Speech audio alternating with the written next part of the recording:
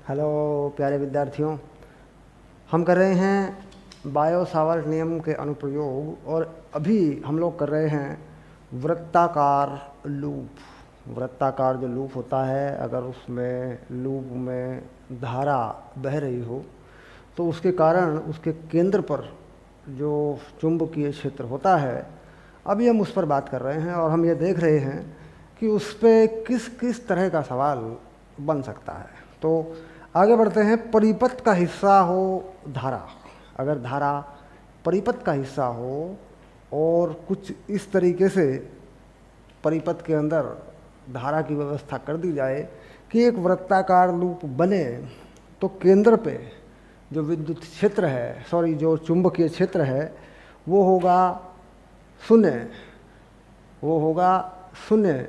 और इसी में एक ऐसी स्थिति भी होगी कि शून्य नहीं होगा। तो शून्य वाले केस को, मान लीजिए हम शून्य वाले केस को पढ़ लेते हैं और हमारे सामने ऐसा दूसरा केस आ जाता है जिसमें शून्य नहीं होता, तो हम उसका उत्तर भी शून्य लिख देते हैं। तो यहाँ हमें पहचान करनी है कि परिपथ का हिस्सा बना दिया जाए उस धारा को जिसके कारण चुंबकीय क्षेत्र हमें देखना है।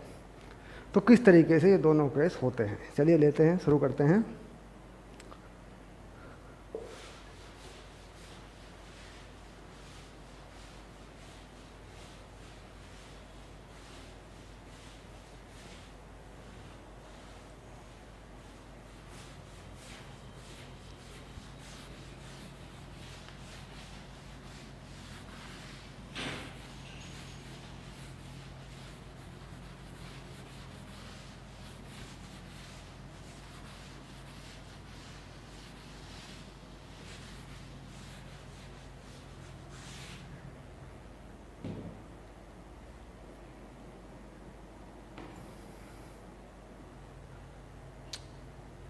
अब देखिए, बनाते हैं। सबसे पहले हम बना लेते हैं एक समान तार का एक वृत्तीय लूप। एक समान तार का यह वृत्तीय लूप है जिस वृत्त की त्रिज्या आप जो चाहे ले सकते हैं। त्रिज्या को आप मान सकते हैं r, ऐसे। यह है इसका केंद्र O। इसमें कोई विद्युत धारा इस तरीके से प्रवाहित होती है कि इधर से कोई विद्युत धारा जाती है I और दो हिस्सों में बट जाती है, I1 और इधर से जाती है I2 और वापस कहीं और से निकल जाती है। यहाँ से निकलती है आते हुए I1 और यहाँ से निकलती है I2, तो वापस आ जाती है I। ये बात आप जानते हैं, विद्युत धारा के अध्याय में आपने पढ़ लिया, किरचॉफ के प्रथम नियम से धारा इस प्रकार बट जाती है। ठीक, ये जो तार है ये एक समान अनुप्रस्थ काट वाला एक तार है जिसमें ऐसा हो रहा है। तो अगर हम देखें कि समानांतर में यानी पार्श्व क्रम में दो तार जुड़े हुए हैं, अगर हम देखें इन बिंदुओं पर, दोनों बिंदुओं पर, तो ये दो तार इस तरीके से जुड़े हुए हैं। ऊपर वाले तार की लंबाई को हम L1 मान लेते हैं और नीचे वाले तार की लंबाई को हम L2 मान लेते हैं, ऐसे। तो हमने ये पता लगा लिया कि जो L1 प्लस L2 है, बड़ी आसानी से वो 2πr है। और ये भी पता लगा लिया कि I1 प्लस I2 जो है वो I है। ठीक, अगर हम ऊपर वाले हिस्से का प्रतिरोध देखें, R1 बना लें उसको, तो कितना होगा R1? ये होगा रो L1/A। ये क्या होगा? तार के अनुप्रस्थ काट का क्षेत्रफल होगा। रो प्रतिरोधकता, रेजिस्टिविटी होगी, और ये लंबाई होगी L1। अगर नीचे वाले तार का देखें तो रो L2/A, ये इस नीचे वाले हिस्से का है। नीचे वाले हिस्से से मतलब बोर्ड पे हम दिखा रहे हैं नीचे वाले हिस्से का, ठीक है, यानी दूसरे वाले हिस्से का ये है। अब अगर बिंदु O पर मैं चुंबकीय क्षेत्र की बात करूं तो कितना होगा? तो इस हिस्से की वजह से यहाँ पर बनने वाला जो कोण है वो मान लेता हूँ मैं अल्फ़ा, और दूसरे हिस्से की वजह से बनने वाला है 2π - अल्फ़ा। ऐसे। और अगर चुंबकीय क्षेत्र की बात करूं तो इस हिस्से का चुंबकीय क्षेत्र वामावर्त है अंदर की तरफ और दूसरे हिस्से का चुंबकीय क्षेत्र ऊपर की तरफ है। यानी अंदर वाले में से बाहर वाला घटा दूं, फिर देख लीजिए एक बार, ऊपर वाले हिस्से का चुंबकीय क्षेत्र यहाँ तक जो है वो होगा अंदर की तरफ, और इस वाले हिस्से का, इसमें दक्षिणावर्त है धारा, इसका होगा बाहर की तरफ। तो अंदर वाले में से बाहर वाला घटा के लिख दूं, कुल मिला के मान लूँ कि अंदर वाला प्लस है बाहर वाला माइनस है, या बाहर वाला प्लस अंदर वाला घटा लूँ, वो उससे कोई फर्क नहीं पड़ता। कुल मिला के मैं अंदर वाले में से बाहर वाला घटा लेता हूँ, तो बी ओ जो है वो कितना होगा, mu naught I1 alpha 4 pi R, ये हो जाएगा। देखिए पहले वाले में करंट कितनी लगेगी, I1। अब दूसरे वाले का म्यू नॉट I2 2 पाई माइनस अल्फ़ा 4 पाई आर, ये लगेगा। अगर यहाँ पे जो कॉमन है कुछ चीज़ें, वो कॉमन ले लूँ मैं, तो मेरे पास एक चीज़ बन के आती है। देखिए बहुत ही बढ़िया चीज़ बन के आएगी मेरे पास, mu not upon 4 pi R, ये आएगा मेरे पास I1 अल्फ़ा माइनस I2 2 पाई माइनस अल्फ़ा। अगर इन कोणों को, जो कोण हैं, इन लंबाइयों के पदों में लिख दूँ, देखिए इस चाप की लंबाई कितनी है L1 और इसकी लंबाई कितनी है L2, तो लंबाई, चाप की लंबाई होती है L R थीटा, जहाँ पर ये कोण होता है रेडियन में। तो मान लीजिए इस चाप की लंबाई के पदों में इस कोण को लिखता हूँ, तो ये कोण जो अल्फ़ा है यहाँ पर, ये कितना हो जाएगा, mu naught 4 pi are I1 L1 बटे आर, और ये I2 L2 बटे आर, ये हो जाएगा। देखिए ये जो कोण है 2 पाई माइनस अल्फ़ा, ये L2 बटे आर हो जाएगा। ये वाली जो चाप की लंबाई है इसकी बात हो रही है, देखिए इस वाली की, और दूसरे वाली भी ये हो जाएगी। अब ये हो गया I1 I2, ठीक। अब आप देख रहे हैं कि इस L1 को प्रतिरोध के पदों में लिखा जा सकता है R1A बाई रो, R1, इस R को बाहर निकाला जा सकता है, तो कुल मिला के ये चीज़ हो गई mu naught 4 pi R square I1, इसे लिखा जा सकता है, इस L1 को R1A by rho, R1A by rho, इसे लिखा जा सकता है R2A बाई रो, ऐसे। अब मैं यहाँ से ये जो A बाई रो है इसको भी बाहर निकाल सकता हूँ, इसको भी कॉमन ले सकता हूँ। तो कुल मिला के यहाँ से मैं यहाँ लिख के दिखा देता हूँ आपको, इस चीज़ को यहाँ ले लेता हूँ, ठीक। तो BO जो है ये बनेगा mu not upon 4 pi R square A by rho I1 R1 minus I2 R2, ये बन गया। देखिए अब यहाँ से हम देख रहे हैं कि ये दोनों जो तार हैं, दोनों प्रतिरोधक तार जो हैं, ये यहाँ समांतर क्रम में हैं। बिंदु S और बिंदु T मान लेता हूँ अगर मैं, तो बिंदु S और T पर ये समांतर क्रम में हैं। बेसिकली ये हैं वो दो बिंदु जहाँ पर ये समांतर क्रम में हैं। ये देखिए दोनों बिंदु हैं, इन पर ये समांतर क्रम में है। तो समांतर क्रम में विभव या प्रतिरोधक में विभवांतर समान होता है। यानी हम जानते हैं कि समांतर क्रम में अगर दो प्रतिरोध लगा दिए गए हों ऐसे, यूँ, ये है I1 R1 वाला और ये है I2 R2 वाला, तो I1 R1 बराबर I2 R2 होता है।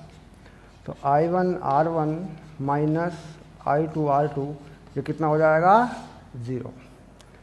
तो कुल मिला के ये चीज़ कितनी हो गई, 0। तो BO का मान हो गया 0। क्यों?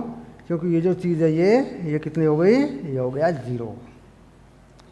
तो यानी अगर एक समान तार है और एक वृत्ताकार लूप की शक्ल में है और उसके किन्हीं भी दो हिस्सों पे कोई करंट भेजी जाए तो उसके दोनों हिस्से समांतर क्रम में आ जाते हैं, पार्श्व में आ जाते हैं, जिसके कारण केंद्र पर चुंबकीय क्षेत्र हमेशा जीरो हो जाता है।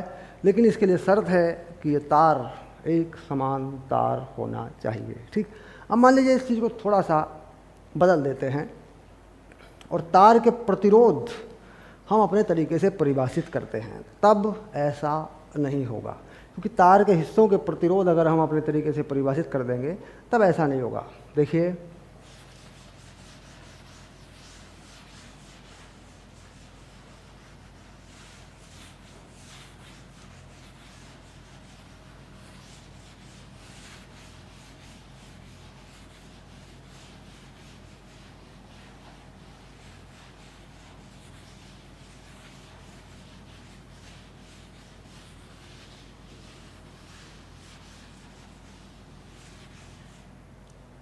अब थोड़ा सा बदल देता हूँ मैं इस चीज़ को।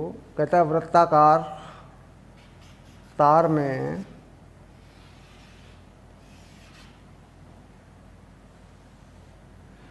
ऊपर जो प्रतिरोध है वो है 4R और नीचे जो प्रतिरोध है दो बिंदुओं के बीच में नीचे की तरफ देखें वो है 2R और कोई धारा इधर से प्रवाहित होती है I इस प्रकार। तो वृत्त के केंद्र की त्रिज्या को R मान लें। मैग्नेटिक फील्ड यानी चुंबकीय क्षेत्र क्या होगा। यानी अब देखिए, अब हमने अपने तरीके से तार के हिस्सों के प्रतिरोध परिभाषित किए हैं। यानी अब हमें लंबाइयों में जाने की ज़रूरत नहीं है, हमें सीधे सीधे पता लग जाएगा कि प्रतिरोध कितने हैं, धारा कितनी है। ठीक, ज़रूरी है मान लीजिए कि लंबाइयाँ हैं तो ये कहता है कि ये तो बराबर है अर्धवर्त है, ये आधे वर्त पर है, बाकी आधे वर्त पर ये है। तो कोण का पता बता दिया, कोण ये है पाई और ये कोण भी है पाई।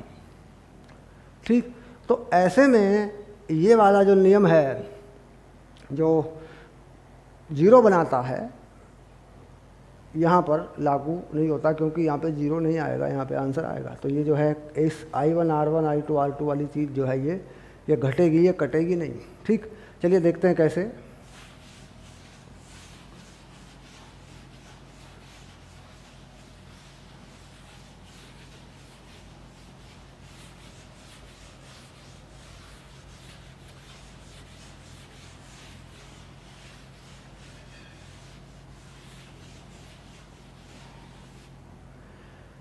चलिए बिल्कुल वैसा ही करते हैं। ऊपर की तरफ धारा ले लेते हैं I1 और नीचे की तरफ धारा ले लेते हैं I2। ठीक, करते हैं, BO निकालते हैं, म्यू नॉट I1 और जो त्रिज्या है उसे मान लेते हैं 4 पाई R और पहला कोण है पाई। ये जो पहला कोण है ये इसका कितना है पाई और इसका चुंबकीय क्षेत्र अंदर की तरफ। इसमें से घटा देते हैं दूसरे वाले का, म्यू नॉट I2 4 पाई R पाई। तो देखिए यहाँ पे कुछ चीज़ आ गई बन के, म्यू नॉट अपॉन 4 पाई R पाई I1 माइनस I2। अब सवाल ये है कि जो I1 माइनस I2 हैं ये बराबर नहीं है, क्योंकि अगर ये दोनों बराबर हो जाएं तो चुंबकीय क्षेत्र शून्य हो जाएगा। लेकिन ऐसा नहीं है। हम क्या करते हैं, जब इन दोनों को समांतर क्रम में जोड़ते हैं तो देखते हैं I1 4R equals to I2 2R। तो देखिए बात समझ में आ रही है, 2I1 जो है वो I2 है। ठीक, यानी अगर मैं I1 का मान लिखूं या I2 का मान लिखूं तो यहाँ मुझे मान लिखना पड़ेगा म्यू नॉट, पाई से पाई काट दूंगा, 4R I1 माइनस 2I1। देखिए चुंबकीय क्षेत्र बन के आया, जीरो नहीं हुआ, माइनस में I1। ठीक, माइनस में I1 आया, हमने अंदर की तरफ धनात्मक माना था, पॉजिटिव माना था, तो बाहर आ गया। देखिए, ये देखिए माइनस में आ गया, यानी चुंबकीय क्षेत्र हमारी मानी गई दिशा के विपरीत आया, क्योंकि उसका मान जो है माइनस में आ रहा है। तो ध्यान रहे, अगर एक समान तार है, प्रतिरोध जो है तार की लंबाई के अनुसार उस पर फैला है, जैसा कि पहले उदाहरण में लिया था हमने, तो यहाँ पर चुंबकीय क्षेत्र 0 आ जाता है। और अगर अपनी मर्ज़ी से प्रतिरोध बनाए जाएं, अपनी मर्ज़ी से कोण तारों की लंबाइयाँ बनाई जाएं, तो फिर ज़रूरी नहीं है कि वो 0 आए, फिर उसका मान निकालना होता है। तो दोनों तरह के इन प्रश्नों का ध्यान रखें, खास तौर से प्रतियोगी परीक्षाओं में इनका ध्यान रखें, ठीक, क्योंकि हम याद कर लेते हैं कि वो 0 आता है और हम ऑप्शन में लगा देते हैं 0 और होता है कुछ और है। तो इनकी पहचान करना ज़रूरी है, ठीक।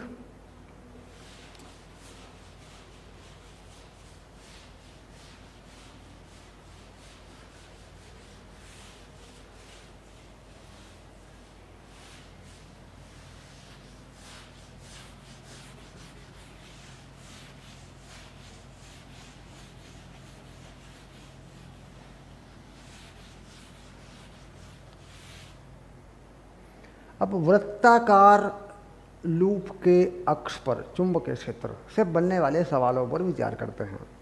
देखिए, वृत्ताकार लूप के अक्ष पर बनने वाले चुंबकीय क्षेत्र को आप जान चुके हैं कि मान लीजिए यहाँ से लेके यहाँ तक ये x है, और यहाँ बिंदु P पर चुंबकीय क्षेत्र का मान BP जो होता है mu naught I 2 pi R square 4 pi R square plus x square की पावर 3/2। यहाँ पर इसमें अगर कोई धारा बह रही हो, मान लीजिए इसमें कोई धारा मान लें, इसमें कोई धारा मान लीजिए बह रही है I, ऐसे, ठीक। इसकी दिशा अक्ष के अनुदिश आगे की तरफ या पीछे की तरफ हो सकती है, ये निर्भर करता है कि यहाँ धारा किस प्रकार है। अब मान लीजिए इसी प्रकार 2 लूप रखे हों, एक आगे की तरफ रखा हो ऐसे यहाँ पे, और इसमें भी कोई धारा बह रही हो, ठीक। अब अगर मैं अब चुंबकीय क्षेत्र देखूं, इस तरीके से परिभाषित कर दूं, इसकी त्रिज्या को R1, इसे X1, इसे X2 और इसकी त्रिज्या को परिभाषित कर दूं R2, इसमें धारा मान लूँ I1, इसमें मान लूँ I2, ठीक। अगर ये धारा समान दिशा में है, यानी समांतर धाराएं, समान दिशा में धाराएं, तो BP पर चुंबकीय क्षेत्र अब जुड़ जाएगा, ठीक। यानी BP पर चुंबकीय क्षेत्र I1 R1 ये प्लस म्यू नॉट I2 2 पाई R2 स्क्वायर 4 पाई R1 square plus R2 square plus X2 square की पावर 3/2, यानी ये जुड़ जाएगा इस बिंदु P पर, ठीक। कहीं भी ये जुड़ेगा पूरा, अगर दोनों लूप में धारा समान दिशा में है तो, क्योंकि मान लीजिए दोनों में धारा यूँ बह रही है, ठीक, तो चुंबकीय क्षेत्र आगे की तरफ जाएगा, दूसरे वाले में भी यूँ बह रही है तो उसमें भी आगे की तरफ ही जाएगा। तो कहीं भी चुंबकीय क्षेत्र यहाँ पर, यहाँ पर, यहाँ पर, यहाँ पर, सब जगह जुड़ जाएगा। और अगर ये धारा विपरीत दिशा में जा रही है तो घट जाएगा, हर जगह घटेगा, यहाँ पर, यहाँ पर, यहाँ पर। क्यों? क्योंकि चुंबकीय क्षेत्र विपरीत दिशा में हो जाएंगे एक दूसरे की, तो घट जाएंगे, ठीक।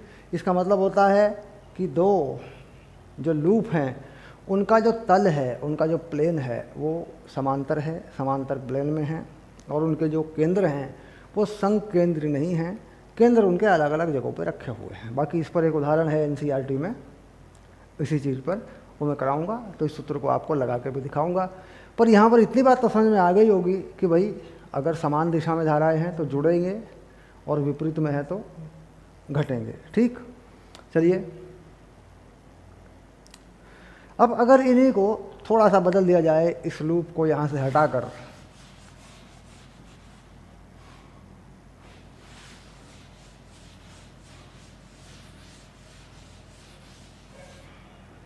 यहाँ बना दिया जाए यूँ ऐसे, और इसका चुंबकीय क्षेत्र यहाँ दिखाया जाए B2 और इस वाले का आगे दिखाया जाए B1, तो पाइथागोरस से परिणामी चुंबकीय क्षेत्र B होगा B1 square plus B2 square. ठीक, यानी इसके अक्ष पर x1 और इसके अक्ष पर कितना x2, इसमें कितनी धारा बह रही है मान लीजिए I2, इसकी त्रिज्या क्या है R2, और ये मान लिया गया कि इसमें धारा ऐसे बह रही है कि चुंबकीय क्षेत्र ऊपर की तरफ है, यानी नीचे से देखने पर वामावर्त दिशा में धारा बह रही है तो ऊपर की तरफ आ जाएगा यहाँ पर, और इससे इधर से देखने पर वामावर्त दिशा में धारा बह रही है तो आगे की तरफ आ जाएगा। तो यहाँ ऐसा चित्र बनेगा। और B1 B2 के मान आप जानते ही हैं, अक्ष पे जो चुंबकीय क्षेत्र का मान होता है वो हमने देख लिया, तो ये निकलेगा फिर। ठीक, अब अगर इन दोनों के बीच में कोई कोण बना दूं मैं हल्का सा,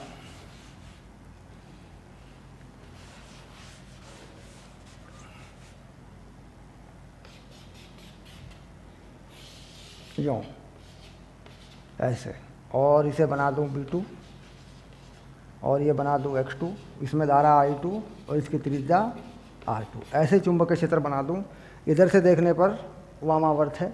तो अब देखिए इन दोनों के बीच में कोण आ गया, कोण थीटा। तो यहाँ पर जो परिणामी चुंबकीय क्षेत्र होगा, ध्यान रहे वो होगा समांतर चतुर्भुज के नियम से B1 square B2 square 2B1 B2 cos theta, यानी जो भी इस थीटा का मान होगा आप वहाँ रखेंगे तो आपको मिलेगा परिणामी चुंबकीय क्षेत्र। ठीक, तो इस तरह के सवाल बोर्ड परीक्षाओं में अक्सर बनते रहे। ठीक, और दो वृत्ताकार लूप की वजह से बनने वाले चुंबकीय क्षेत्र को बोर्ड एग्जाम के लिए भी, परीक्षाओं के लिए भी महत्वपूर्ण माना जाता है। तो कहाँ कहाँ लगेगा, कैसे कैसे लगेगा, कैसे कैसे केस बनेंगे, ये आपने समझ लिया। अब हम चलेंगे, अगला सूत्र बनाएंगे। बायो-सावर्ट के नियम के अनुसार एक सरल रेखीय धारावाही चालक के पास, सरल रेखीय धारावाही चालक के पास किसी बिंदु पर चुंबकीय क्षेत्र, अब हम ये सूत्र बनाएंगे। ठीक,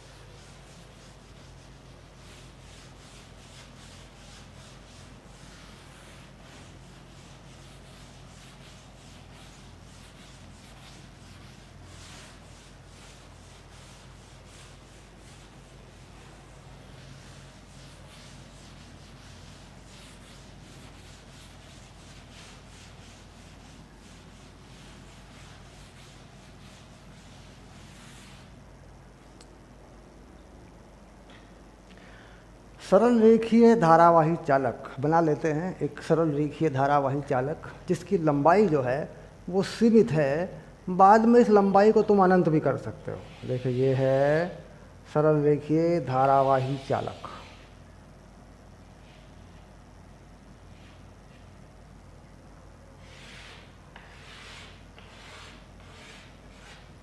जिसमें विद्युत धारा बना लेते हैं I, इसमें एक विद्युत धारा बह रही है I।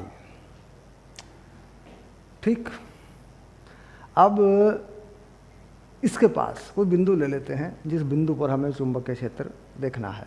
अब बिंदु ले लेते हैं, मान लीजिए कोई बिंदु मैंने यहाँ ले लिया,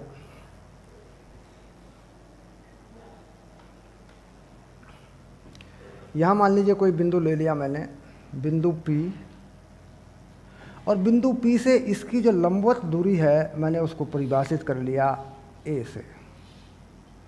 लंबवत दूरी, ध्यान रहे, लंबवत दूरी।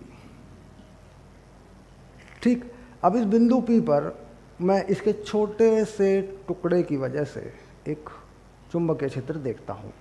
छोटा सा टुकड़ा मैंने इसमें यहाँ मान लिया, ये मान लिया छोटा सा टुकड़ा मैंने, देखिए ये छोटा सा टुकड़ा, इसकी जो लंबाई बना रहा हूँ मैं, थोड़ी सी लंबाई वो बना रहा हूँ मैं dl। ठीक, और इसको मैंने जहाँ पर मैंने लंबवत रेखा मिलाई थी वहाँ से l दूरी पे ले लेता हूँ। देखिए बना दी मैंने l दूरी, और इस पर बनने वाले कोण को मैं थीटा बना लेता हूँ ऐसे। और थोड़ा सा परिवर्तन अगर कोण में करूं तो इस कोण को d थीटा बना लेता हूँ। यानी A से कोण जो बनेगा वो कितना बनेगा, थीटा, और थीटा में थोड़ा सा परिवर्तन किया d थीटा तो बन गया dl। तो हम जानते हैं कि dl एलिमेंट की वजह से, ये जो dl एलिमेंट है देखिए, इसकी वजह से हम यहाँ पर बिंदु P पर चुंबकीय क्षेत्र बता सकते हैं, क्योंकि इसके लिए हमारे पास नियम है। कौन सा, बायो सावर्ट नियम। ठीक, तो बायो सावर्ट नियम से चलें और यहाँ पर चुंबकीय क्षेत्र लिखें तो कितना, बिंदु P पर चुंबकीय क्षेत्र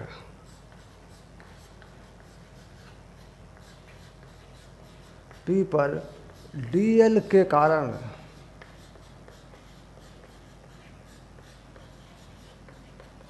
चुंबकीय क्षेत्र कितना बनेगा, चलो जरा बताइए जरा। ये बनेगा थोड़ा सा dB mu naught I dl 4 pi r square. r को परिभाषित करना पड़ेगा, तो r जो है इस वाली दूरी को r मान लीजिए, ये मान लिया देखो r। ठीक, यानी dl से कितनी दूर है बिंदु P। अब यहाँ एक कोण लगाना है तुम्हें साइन थीटा, dl और r के बीच का कोण, तो dl और r के बीच का कोण ये वाला लगा दीजिए चाहे ये वाला लगा दीजिए, क्योंकि इन दोनों में सिर्फ d थीटा का परिवर्तन है जो बहुत थोड़ा है, तो ये हो गया 90 माइनस थीटा ऐसे। तो लगा दिया साइन 90 माइनस थीटा, क्योंकि ये नियम के अनुसार है, बायो सावर्ट के नियम में फार्मूला है mu naught I dl sine theta. तो थीटा की जगह पे क्या लगा, dl और r के बीच का कोण लगा 90 माइनस थीटा, क्योंकि हम इस कोण को थीटा पहले मान चुके हैं। ठीक, चलिए अगर इसे मिला कर देखें आप तो ये चीज़ कितनी बन रही है, देखो dB mu naught I dl cos theta 4 pi r square, ये बन रहा है। अब इसमें जो देखिए एक dl भी है, एक थीटा भी है, एक r भी है, तो माना जाए कि ये सीधे सीधे समाकलन करने की स्थिति में नहीं है, यानी हम सीधे सीधे किसी का कोई समाकलन नहीं कर सकते। समाकलन करने का नियम ये होता है कि कोई फलन हो, कोई फलन हो किसी एक ही चर का, यानी एक ही बदलने वाली किसी राशि का कोई फलन हो, तब हो सकता है। तो यहाँ फलन किसका हो सकता है, फलन हो सकता है यहाँ पे d थीटा का, क्योंकि थीटा का फलन हो सकता है, थीटा के साथ बदल रहा है और वो साफ साफ दिखाई दे भी रहा है। अब क्या करें कि अब इस dl को d थीटा की तरफ ले जाएं, तो क्या परिभाषित कर लें, एक त्रिभुज में परिभाषित कर लेते हैं टेन थीटा। टेन थीटा कितना हो जाएगा, L बटे ए। L बटे ए होगा, जरा पक्का करो देखो टेन थीटा L बटे ए होगा कि नहीं। L बटे ए समकोण त्रिभुज है, समकोण त्रिभुज में लंब की लंबाई बटे आधार। चलिए अब इसे d थीटा तक लेके जाएं तो ये बनेगा a sec square theta d theta बराबर dl, ऐसा बन जाएगा। देखो थीटा के सापेक्ष इसका अवकलन कर दें, डिफरेंशिएशन कर दें, तो टेन थीटा कितना होता है सेक स्क्वायर थीटा, और थीटा का D theta by D L इधर आ जाएगा, ए इधर आ जाएगा। यानी इसको अपने अवकलन के सूत्र से पक्का करें कि भाई ये आएगा कि नहीं आएगा, सीधी सी बात ये है। ठीक, अब डी एल के स्थान पर इस चीज़ को लिखा जा सकता है। अब इस चीज़ को डी एल की जगह पर लिख देते हैं mu not I A sec square theta D theta cos theta और 4 पाई आर स्क्वायर। यहाँ मेरे सामने एक बात साफ साफ मुझे दिखाई दे रही है कि ये जो आर है मैं इसको भी बदल सकता हूँ, मैं इसको भी देख सकता हूँ कि ये आर क्या है। आर और ए में एक संबंध बना सकता हूँ। देखिए ये ए है, ये आर है, तो मैं लिख सकता हूँ cos theta A by R. तो आर हो सकता है ए सेक थीटा और आर स्क्वायर हो सकता है A square sec square theta. यानी ये परिवर्तन भी बड़ी आसानी से हो सकता है लंब बटे कर्ण, आधार बटे कर्ण से ये परिवर्तन भी बड़ी आसानी से हो सकता है। यानी मैं आर को भी थीटा में ले जा सकता हूँ, आर को भी थीटा के पदों में ले जा सकता हूँ। तो मैंने क्या किया, इस आर स्क्वायर को भी हटा दिया यहाँ से।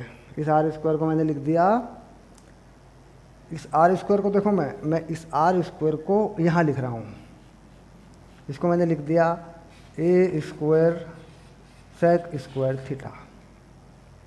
अब ये सेक स्क्वायर थीटा यहाँ से मैंने काट दिया और एक ए मैंने काट दिया। तो कुल मिलाकर मेरे पास जो बन के आ रहा है mu not I 4 pi A cos theta D theta. देखिए अब देखिए थीटा 1 थीटा 2 ऐसे। अब थीटा 1 और थीटा 2 कहाँ होंगे ये मुझे देखना है। इस डी बी को मैंने बी बना दिया, मुझे इसे हल करना है। यानी थीटा 1 और थीटा 2 कहाँ होंगे। अब इसमें देखने की बात यह है कि जब मैं इस तार को बढ़ाऊंगा, इस चीज़ को मैं हटा लूँ यहाँ से, देखिए इसको मैं हटा रहा हूँ क्योंकि ये आप समझ चुके हैं। और वैसे भी मान लीजिए अगर कोई चीज़ मैंने बोर्ड से हटा दी है तो ये कोई क्लासरूम का ऐसा लेक्चर नहीं है कि बाद में आप इसमें देख नहीं सकते। आप वीडियो को थोड़ा सा पीछे हटा के देख सकते हैं, जितनी बार चाहे पढ़ो यार, ठीक है। चलिए अब ये कहता है कि थीटा 1 थीटा 2 यानी लोअर अपर लिमिट, तो थीटा 1 और थीटा 2 की लिमिट को अब मैं मेंशन कर रहा हूँ कि ये कहाँ होंगे। देखिए थीटा 1 और थीटा 2 की लिमिट, लोअर जो लिमिट है जहाँ से तार शुरू होता है वो है आधार वाली लाइन से, ये है थीटा 1, और जहाँ पे तार ख़त्म हो जाता है ये है आधार वाली लाइन से, ये जो एंगल है ये वाला, ठीक।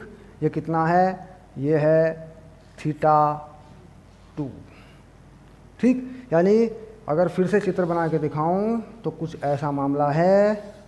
यूँ ये जो कोण है ये है थीटा 1 और ये है थीटा 2 और ये है तार,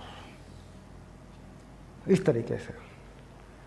ये समझ में आ गया होगा कि जो आधार की लाइन है, इस आधार की लाइन से तार कितना नीचे शुरू हुआ है, वहाँ तक आधार की लाइन तक का कोण थीटा 1 है, और ये ऊपर तक तार कहाँ गया, ये थीटा 2 है। इस चित्र में भी देख सकते हैं, ठीक।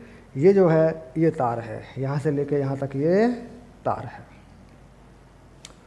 तो अब यहाँ पर पहले मैं इसका समाकलन करूँ, उसके बाद इसमें ये लिमिट डाल देता हूँ।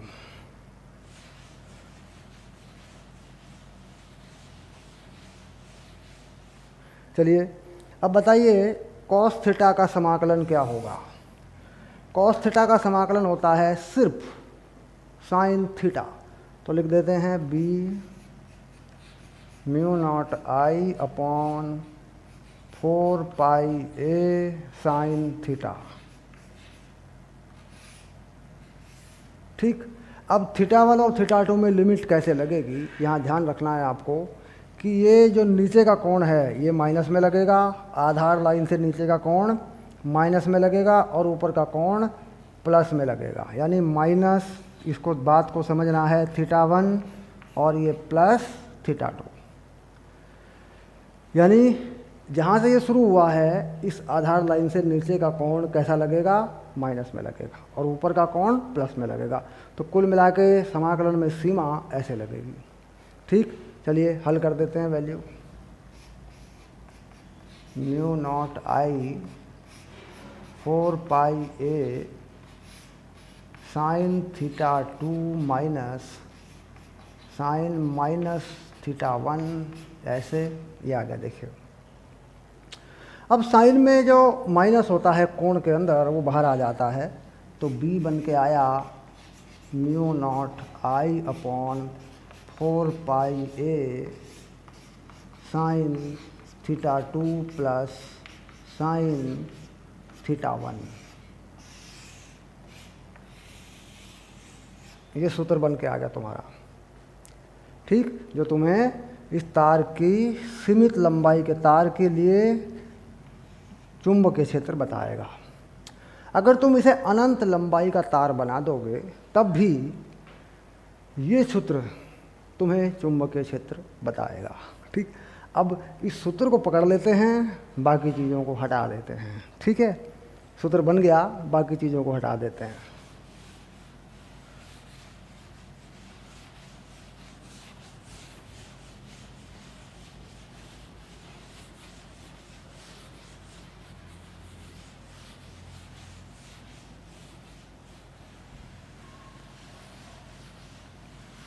अब यदि तार की लंबाई अनंत कर दी जाए, यानी इस तार की लंबाई को अनंत कर दिया जाए, ऐसे और ऐसे अनंत कर दिया जाए, ठीक, दोनों तरफ अनंत हो जाए तार की लंबाई, अनंत बनाया जाए, अनंत लिखा जाए, ये लो। ठीक, तो अनंत लंबाई हो जाने पर आप देख रहे हैं कि इस कोण का मान θ1 का बढ़ता जाएगा, और जब अनंत लंबाई हो जाएगी तो इसका मान हो जाएगा 90। ठीक, तो अनंत लंबाई के तार पर अगर लगा दूं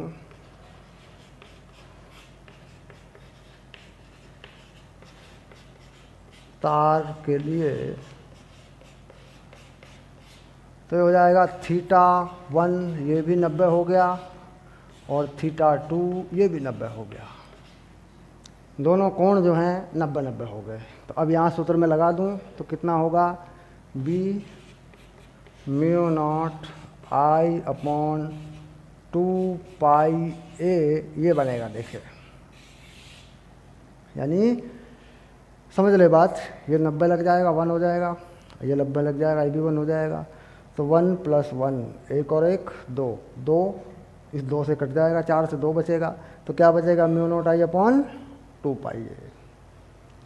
अनंत लंबाई के तार के पास तार से ए दूरी पर चुंबकीय क्षेत्र ये होता है म्यू नॉट आई अपॉन 4 पाई ए। ठीक, अब दूसरी चीज़ क्या कहता है कि अनंत लंबाई का तार, लंबाई अनंत तक है, उसके एक सिरे के पास कितना चुंबकीय क्षेत्र होगा। अगर अनंत लंबाई का तार मान लीजिए यहीं से शुरू होता है, यहीं से शुरू होता है बस,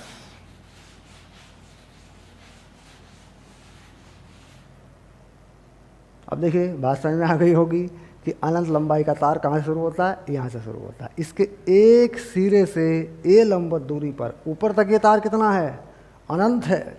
यहाँ पर इस सिरे के पास कितना चुंबकीय क्षेत्र होगा, तो कह रहा है इनमें से ये जो कोण है ये ख़त्म हो जाएगा, क्योंकि θ1 अब नहीं है, अब क्या है, केवल θ2, और θ2 कितना अनंत के लिए 90 है। ठीक, तो अब कितना चुंबकीय क्षेत्र हो जाएगा, अब हो जाएगा अनंत लंबाई के तार के एक सिरे के पास, है ना, के लिए के एक सिरे के पास अब हो जाएगा b mu not I upon 4 पाई ए, पक्का, क्योंकि यह कोण खत्म हो जाएगा। अनंत लंबाई का तार यहाँ से शुरू हुआ है, नीचे नहीं है, दूसरी तरफ नहीं है, बस ऊपर की तरफ है, और इसी सिरे से ए दूरी पर चुंबकीय क्षेत्र में, यानी θ1 खत्म हो गया, इसमें से 0 हो गया, तो ये आ जाएगा 90। अनंत लंबाई के लिए 90 रहता है, तो ये बन गई ये वैल्यू एक सिरे के पास ए दूरी पर। ठीक, ये हो गया। तो किस प्रकार से सूत्र का काम है, सूत्र कैसे काम करता है, हम ये देख रहे हैं। अब दूसरे तरीके से लगाते हैं। अब इसमें ये कहता है कि तार जो है हमारे पास सीमित लंबाई का है, और तार से जो बिंदु की स्थिति है वो कुछ इस प्रकार है। देखिए ये तार है, ये तार है, देखिए इसमें धारा है I, और इस तार से नीचे आने पर यहाँ से लंबवत दूरी A पर एक बिंदु है P, और ये जो कोण है ये है 30 डिग्री, और ये जो कोण है ये है 60 डिग्री। ठीक, तो बताइए बिंदु P पर इस इतने से करंट की वजह से, करंट का हिस्सा दिखाया जा रहा है आपको, कितना चुंबकीय क्षेत्र होगा। ठीक, अब यहाँ पर इस सूत्र को कैसे लगाएंगे, चलिए देखते हैं कैसे। BP mu naught I upon 4 pi A sine 60 minus sine 30। अब आप समझ रहे होंगे कि जितने कोण पर यहाँ तार नहीं है, यहाँ से ये पूरा कोण प्लस होना था, देखिए साइन 60 हुआ है, लेकिन इसमें से 30 डिग्री के कोण पर तार है ही नहीं, यानी करंट है ही नहीं। अगर मान लीजिए मैं सिर्फ इतनी सी बात लिख दूं, बस इसका मतलब है कि यहाँ से लेके इस बिंदु से लेके 60 तक, 60 डिग्री के कोण तक करंट होना चाहिए, जिसकी वजह से ये फील्ड होगा। अब अगर इसमें 30 डिग्री के कोण पर है ही नहीं करंट, तो उसे घटाना पड़ेगा मुझे, घटा दिया मैंने। ठीक, तो ये हमारा उत्तर हो गया। बात समझ में आ गई होगी कि जहाँ करंट है नहीं वो हिस्सा घटा दिया गया।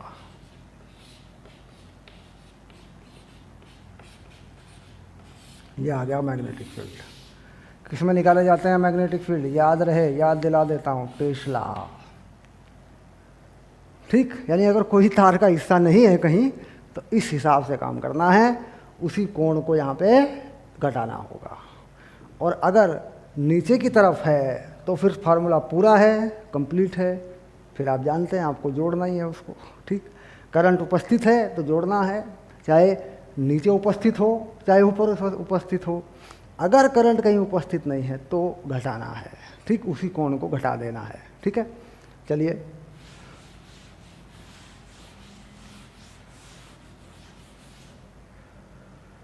अपनी क्लास का टाइम देख लेते हैं, लगभग 43 मिनट। ठीक है, अगली क्लास में बिल्कुल यहीं से शुरू कर रहे हैं। ओके।